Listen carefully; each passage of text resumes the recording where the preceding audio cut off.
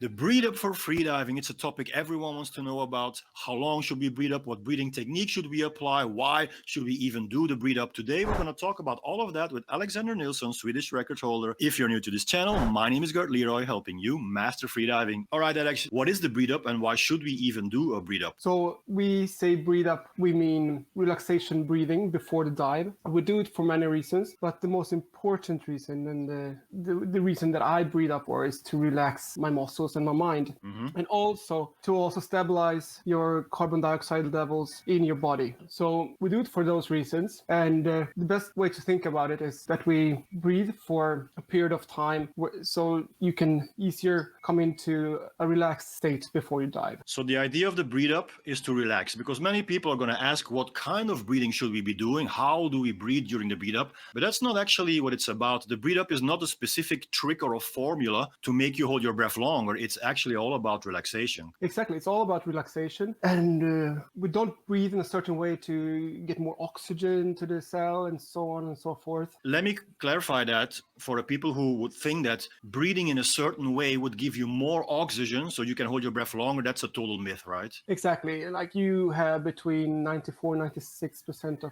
oxygen saturation in your body up to 100%. You cannot go above 100. That's impossible. So people have read probably on the internet or something, looked at a YouTube video where people say you should hyperventilate or do some weird crazy breathing to be able to get more oxygen. But that's just nonsense, because there's no way to get over 100%.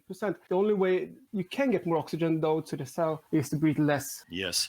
So let me summarize it a little bit. I want people to really understand this. Oxygen saturation, SpO2, is 94, 95 to 99%. If you're healthy, you have an oxygen saturation between 94 and 99. And independent of whatever breathing technique you're doing, that's not going to change. So if you would be taking these deep breaths in, like for instance the Wim Hof method, that doesn't change anything about your oxygen saturation. Now you made an interesting point. If you would breathe less, and less breathing would be hypoventilating, under breathing, what happens then? So what happens then, the easiest way to describe it is just to realize, okay, what happens if we overbreathe too long? Everyone have seen this clip in the Le Grand Bleu, right? The Big Blue. Yes. When the Japanese diver. The Japanese diver, right? He's hyperventilating a lot, breathing in and out very, very fast. And then all of a sudden he faints. That happens because we have oxygen molecules attached to the hemoglobin. It's transporting oxygen to the cell. And if we breathe too much, the oxygen molecule clings to this hemoglobin and gets stuck.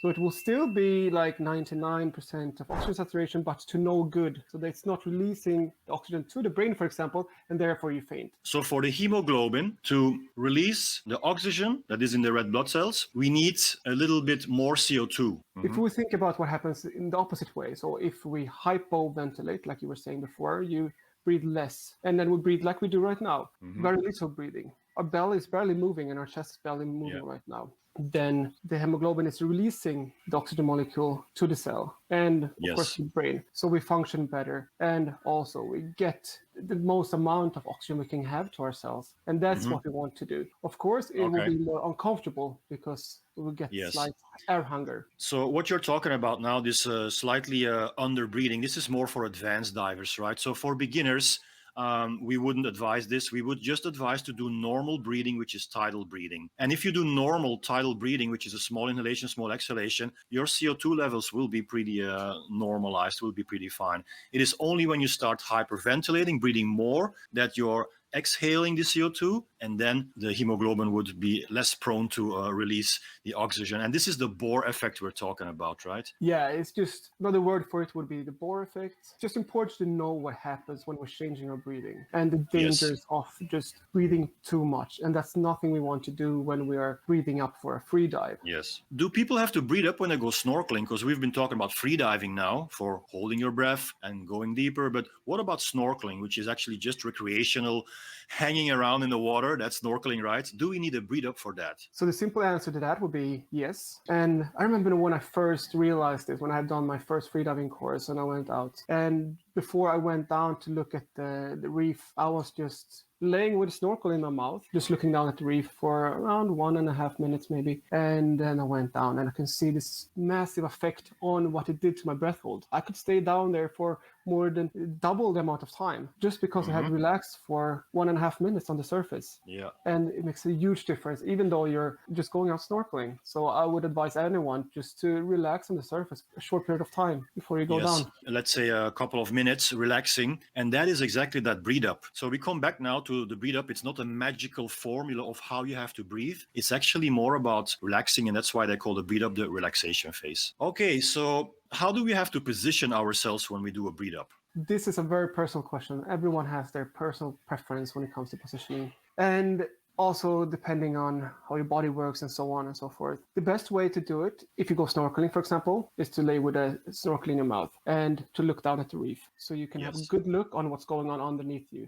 If you will see a turtle coming in front of you, you go down. And that's the best way if you do recreational freediving and just go snorkeling. Because when you do recreational freediving, snorkeling, you don't have a buoy to hold on to. You have no device to hold on to. So it's just easier if you float on your belly and your face is already submerged and you're breathing through the snorkel and you can see the wildlife in the water. So that would indeed be the best position for snorkeling. Now, what about other types of freediving? So for other types, my favorite is to breathe up sitting upright with a pool noodle, either in between my legs or like on the side. So I would be supported by the pool noodle to be able to float better, because when we go depth diving, more serious depth, you also use some weights on you. Yes. That will be hard sometimes to keep afloat if you're not holding on to the buoy. So a very good tip for anyone out there is to buy yourself a pool noodle, because it's a very, very comfortable way. So my next question is, where can you buy such a pool noodle and how does it look like? A pool noodle, I think everyone has seen this in the swimming pool or like a kid's pool. Kids usually... The kids play with these long colored things, and then they hit each other on the head with this. Exactly. So you use that for that, or you use it for freediving. You can also use an inflatable pillow. I like that, an inflatable pillow, and then you just put it here and you rest your head in the water. So that is different ways for more professional freediving to do the breathe up, or you can just simply hold on to the buoy, right? Exactly. You can hold on to the buoy. That's usually what most people do in the beginning when they do their courses and so on, just to hold on to the buoy. That could be, if it's choppy, it's not maybe the perfect way to do. And if you need a really good buoy as well, I think, to be able to get it as comfortable as possible. And also to get back to answer the question, where to get a pool noodle, that could be hard if you're in some places, but in a kid's store would be one way to find it.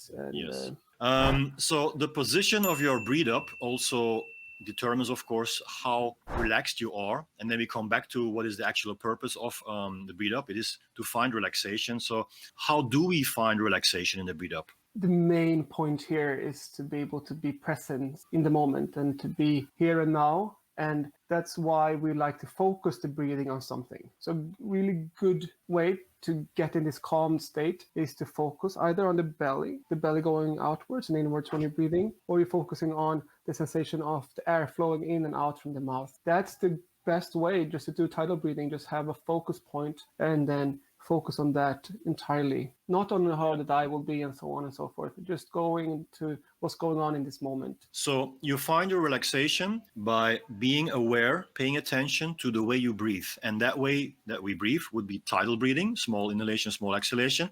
We call it TV breathing, like breathing as if you would be watching TV. So it's the most normal, relaxed way of breathing. But because nothing is going on, you might start thinking about a lot of things and your mind might become occupied. So that's why you give the advice to just focus on your breathing. For instance, the flow of air coming in and out through your mouth. Exactly. Or the belly breathing. Yeah.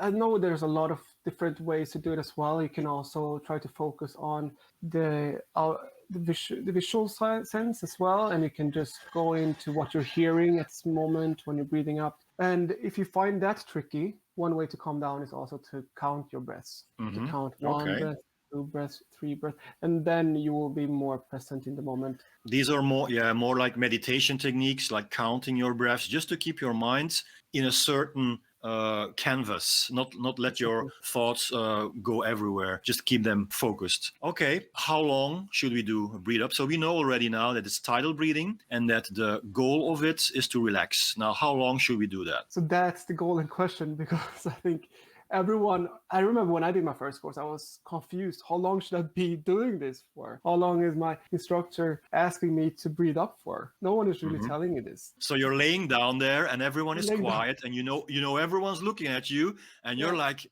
when the hell do I start here?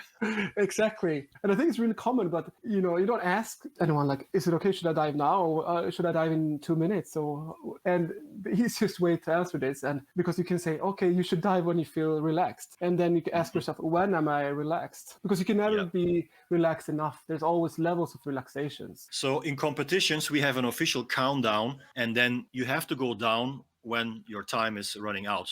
We call that the official top.